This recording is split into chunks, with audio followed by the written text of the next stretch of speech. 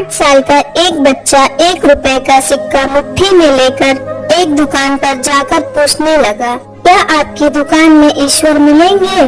दुकानदार ने यह बात सुनकर सिक्का नीचे फेंक दिया और बच्चे को निकाल दिया। बच्चा पास की दुकान में जाकर 1 रुपए का सिक्का लेकर चुपचाप खड़ा रहा। लड़के, 1 रुपए में तुम क्या चाहते हो?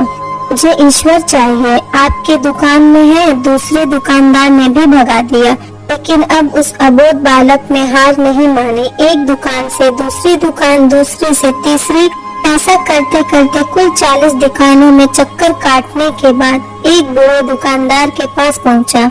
उस बूढ़े दुकानदार ने पूछा, तुम ईश्वर को क्यों खरीदना चाहते हो? क्या करोगे ईश्वर लेकर? पहली बार एक दुकानदार के मुंह से यह प्रश्न सुनकर बच्चे के चेहरे पर आशा की किरणें लहराई। लगता है कि इसी दुकान पर ही ईश्वर मिलेंगे। बच्चे ने बड़े उत्साह से उत्तर दिया, इस दुनिया में माँ के अलावा मेरा कोई नहीं है। मेरी माँ दिन भर काम करके मेरे लिए खाना लाती है। मेरी माँ अब अस्पताल में है। अगर मेरी माँ मर गई तो मुझे कौन खिलाएगा? डॉक्टर ने कहा है कि अब सिर्फ ईश्वर ही तुम्हारी माँ को बचा सकते हैं। क्या आपकी दुकान में ईश्वर मिलेंगे? हाँ मिलेंगे। कितने पैसे हैं तुम्हारे पास? सिर्फ 1 रुपए।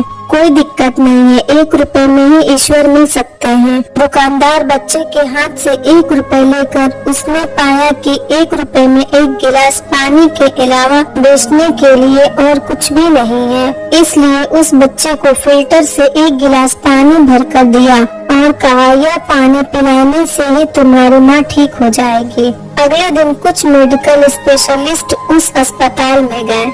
बच्चे की माँ का ऑपरेशन हुआ और बहुत जल्दी वो स्वस्थ हो उठी। डिस्चार्ज के कागज पर अस्पताल का बिल देखकर उस महिला के होश उड़ गए। डॉक्टर ने उन्हें आश्वासन देकर कहा, टेंशन की कोई बात नहीं है, एक वृद्ध सज्जन ने आपके सारे बिल चुका दिए हैं। साथ में एक चिट्ठी भी दी है। महिला चिट्ठी खोलकर पढ़ने लगी। उसमें लिखा था, मुझे धन्यवाद देने की कोई आवश्यकता नहीं है। आपको तो स्वयं ईश्वर ने ही बचाया है। मैं तो सिर्फ एक जरिया हूँ। यदि आप धन्यवाद देना ही चाहती हैं तो अपने अबोध बच्चे को दीजिए, जो सिर्फ 1 रुपए लेकर नासमझों की तरह ईश्वर को ढूंढने निकल पड़ा। उसके मन में यह दृढ़ विश्वास था कि एकमात्र ईश्वर ही आपको बचा सकते हैं। विश्वास इसी को ही कहते हैं।